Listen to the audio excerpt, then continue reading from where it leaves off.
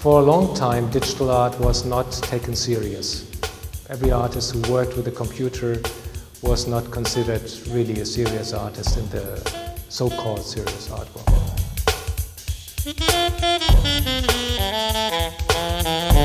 Many people had the idea you just push a button and that's all you have to do as an artist, and then some very nice pictures come out of it, and that's all you do as an artist, which is of course not true.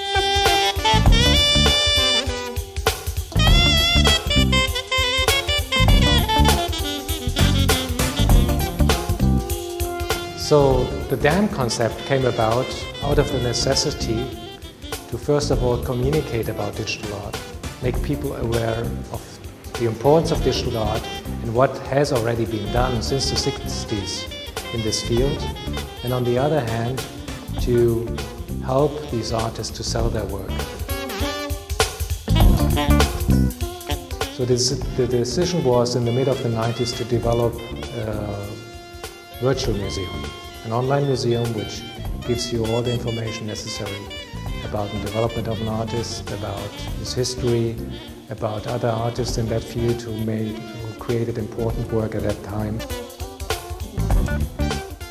If you compare a traditional museum and the approach we are trying to accomplish, then you have, of course, a traditional museum has an advantage. It has a location, a big location, where you can go and look at the work.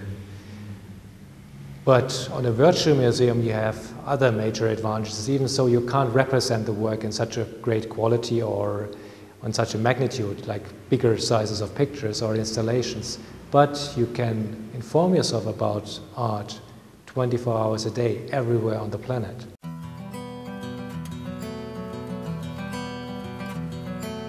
The internet is very good to inform yourself, but in the end, to make personal contact, you need to be localized somewhere. Only since we have opened this location in Berlin, we are actually getting in contact with collectors and institutions. The artists are only surviving if they sell their work.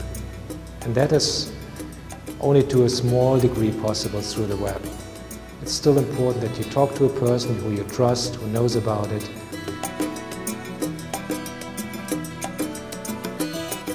So digital art is now a very wide field. If you only look at the aspects between digital photography and computer-generated art, then you have already several positions. Of course, it started off with digital photography, or photography which was then scanned into the computer and then manipulated and collaged and so on. And these were the earliest pieces from the end of the 70s and 80s which influenced the digital art world.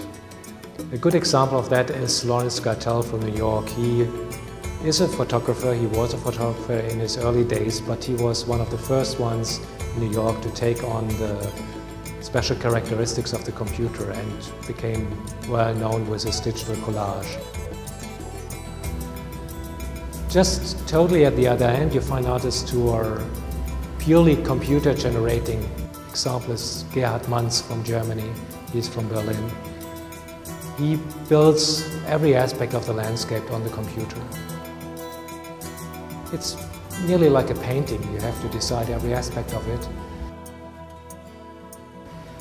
The third one, who is representing a combination of photography and computer-generated structures, is Victor Acevedo. He always starts off with a photograph and then uses structures which he creates on the computer to combine them.